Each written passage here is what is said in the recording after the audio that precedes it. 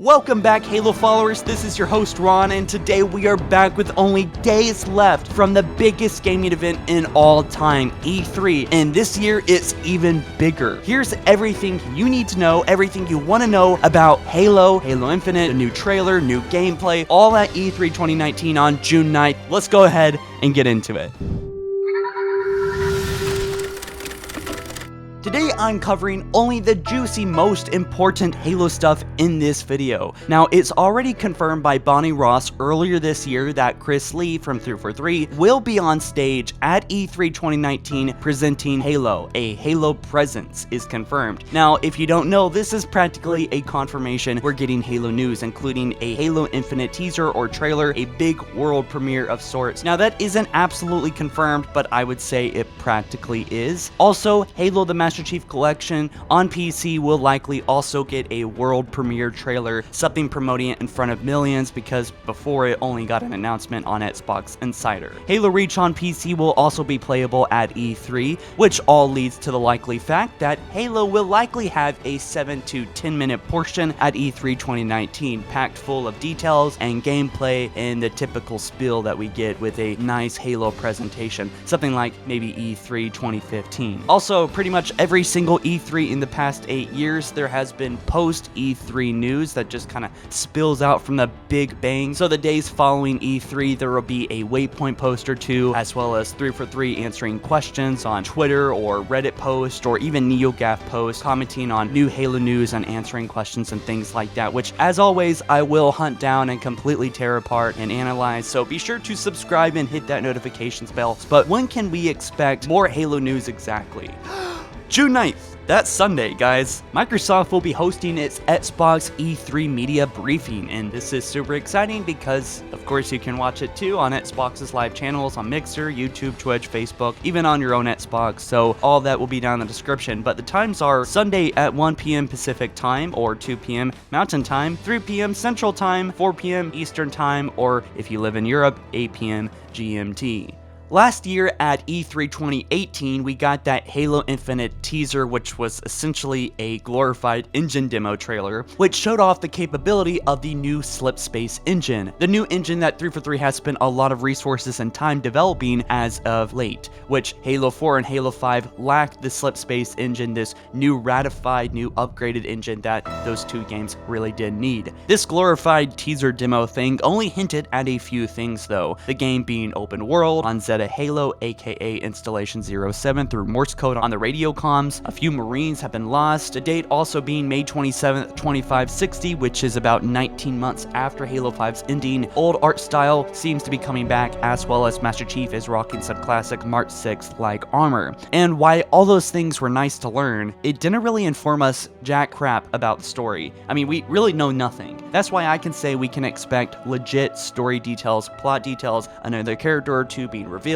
and more locational details about the story. Now, the question I think most of us are wondering right now with Halo is, what is Master Chief doing on this ring? Why is he there? And also, what's going on with the created conflict?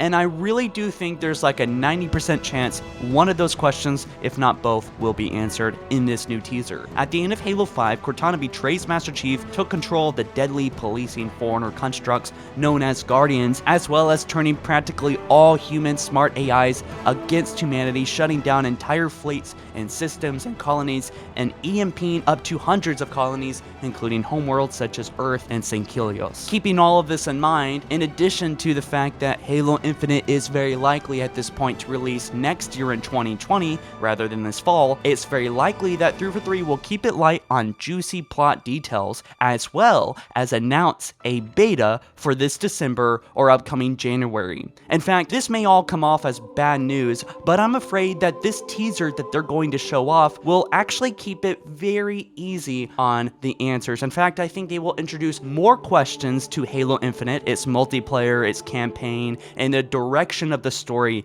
than answers, and we just have to expect that because it's so far away from release. But this new trailer that hasn't been absolutely confirmed, but very likely will come, I think, is likely going to be more of a teaser than a trailer, but one that actually teases real raw details, like story details, rather than last year's demo which lacked anything really substantial to the story or characters. Speaking of which, in this new trailer, keep an eye out for hidden clues and Easter eggs, as there is very likely going to be lots. Last year's demo had a radio and Morse code that gave away the location of this trailer, Zeta Halo. There were also looming beasts around, probably dangerous, and it's likely we're going to get a clear idea of what really happened here, since this trailer focused on the effects rather than the cause. 343 last December also revealed development photos of this demo, which revealed Chief driving up to massive temples that looked more like ancient humanity structures, which were known to be on this ring thousands of years ago, rather than foreigner structures. Now, of course, you shouldn't be focusing on all these things when watching the trailer. Have fun, enjoy the trailer, watch it a few times, but my job is to break it down and completely tear it apart. Here on HaloFollower, I'll be doing all that analytical work for you guys. But there may also be a subtle clue that the Flood is also returning, since the Flood is already confirmed to be on this very ring, trapped within its inner structure, much like Halo 1. And speaking of Halo 1, this new trailer is likely to further mirror Halo 1 as the demo did as well, so keep an eye out for that in those symbolic references as well. Also, I don't think it's that crazy to say that we might actually get gameplay of Halo Infinite in the multiplayer form at this year's E3. Something maybe in a cinematic form, but certainly a tease to a beta coming out late this year or early next year, somewhere around winter. But on the flip side, all this sounds exciting, but what I fear most, and I think most Halo fans, in fact, many of you watching perhaps, fear the most since post Halo 5 is another Hunt the Truth marketing campaign. Yeah, I mean, based on the idea that 117 Goes Rogue was a really cool and interesting idea that truly would have mixed up Halo's formula, well, it just fell short in Halo 5 Guardians, the actual game, and 343 and Xbox even removed a couple of the trailers for this marketing campaign off their official channels. So for Halo Infinite, I think we can expect that 343 has learned, and that we will see truthful, more accurate marketing than that of Hunt the Truth. I would love for 343 to be proud of their marketing post-release and not just remove it off the channels. In fact, 343 has already confirmed their marketing campaign this time around will be different than Halo 5 in that they've learned. It will be based on wonder, humanity, community, and hope, which is radically different than Hunt the Truth, which was pretty grim and dark. Well, anyway, for the marketing to be accurate or not, we would have to wait for release for Halo Infinite. But keep this in mind that this is the true beginning of Halo Infinite's marketing. This is the next big step for Halo. This is Halo history about to happen in a couple of days, and it's something to look forward to for sure. As exciting as this is for the Halo community, keep in mind that when this teaser and as this news drops for Halo this month, there could be a couple things that actually concern us and give us anxiety, so just keep that in mind, that that's the flip side to learning more about Halo's next step. There's a bunch of Halo rumors and supposed Halo leaks out there as well. Now, I already talked about these in great detail. I'll leave a link to it at the end of this video, but as a recap for the rumors and leaks, Marty O'Donnell, legendary Halo composer, may return for Halo Infinite, and Chief may have a new AI companion, and Halo may host a Battle Royale mode, but it would be radically different than, let's say, Fortnite or Apex Legends. But as pretty much all the headlines read, Halo will not have a Battle Royale mode. Halo Infinite is probably an open world game with RPG elements. Steve Downes may or may not be voicing Chief. Halo Infinite may release its single player this year, then its multiplayer next year. And Halo Infinite is likely releasing all together in 2020, so a conflicting rumor there. Also, the game has a $500 million budget, bigger than any previous Halo game so far, and Halo is probably also coming to the Nintendo Switch. E3 2019 will be the biggest presence for Microsoft ever. This event will be super huge, and consequently, it will be a big one for Halo as well. The Xbox 2, or rumored Xbox Anaconda or Scarlet, are to make their debut on June 9th, dropping details and likely concept appearances and images, although no final forms yet.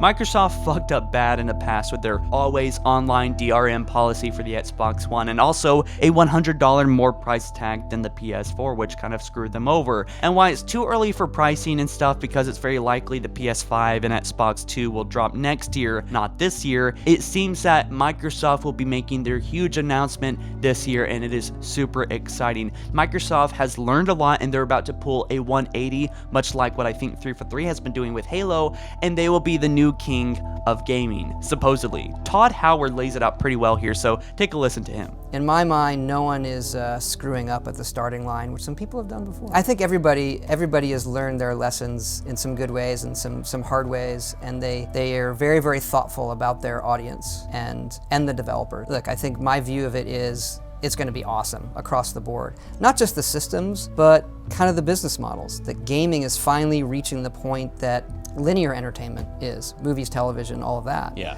Where you're gonna have games that are big tent poles that people can buy for $60. That's kind of like going to the theater. You're gonna have games you can play in a subscription service. You're gonna have ones you can download on your phone.